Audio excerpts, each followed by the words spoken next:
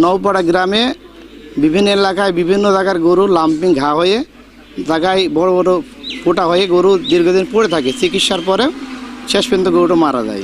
গরু লাম্পি হয়েছিল, হয় গোটে গোটে গায়ে হয় সাইডে গায়ে আছে ললি ফুইলি ঘাও হইলো তাবৎ গায়ে ঘাও হয়েছিল হয় সাইডে গরু এত মরে গেল। তো হ্যাঁ চিকিৎসা করেছি বাঁচেনি, হোমিওপ্যাথি ওষুধ খাওয়াইছিল, তারপর সরকারি ডাক্তার যখন লে আসলে সাইড বললো যে বাঁচবে না মরে যাবে না। এরকম আমার এই মেলা ক্ষতি হয়ে গেছে এই গুটি গুটি অসুখে তো ওষুধ পানি দিয়ে সারে না,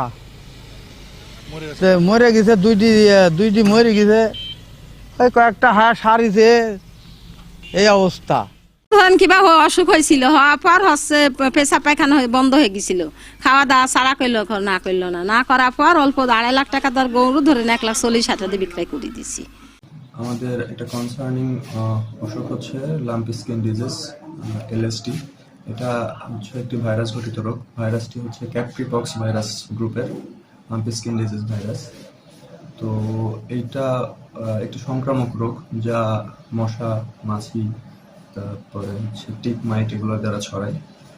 আর এটার লক্ষণগুলোর মধ্যে হচ্ছে জ্বর আসবে, প্রাণীর অনেক জ্বর আসবে, শরীরে গুটি গুটি দেখা যাবে, ক্ষুধামন্দা দেখা যাবে, খাবার গ্রহণ কমে যাবে।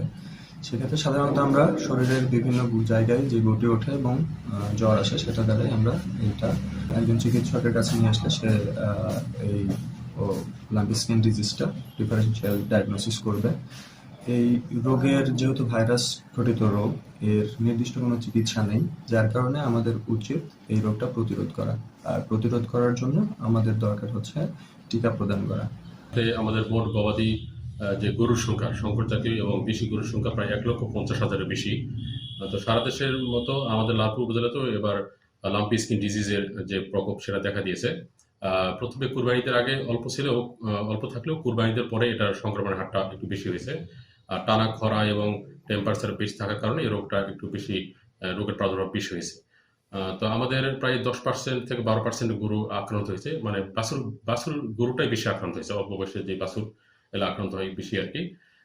তো এখন পর্যন্ত আমাদের সরকারি নথিপত্র হিসাব অনুযায়ী আমাদের প্রায় 36টা গরু বা বাছুর মারা যাওয়ার আমাদের কাছে ডকুমেন্ট আছে।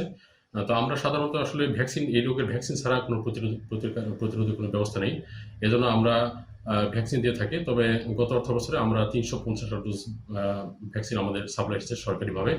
আর তাছাড়াও আমরা খামারিদেরকে বিভিন্ন উঠান বৈঠক, প্রশিক্ষণ এবং সচেতনামূলক সবার মাধ্যমে তাদেরকে আমরা কোম্পানি যে বেসরকারি ভ্যাকসিন এগুলো নেওয়ার জন্য উদ্বুদ্ধ করতেছি।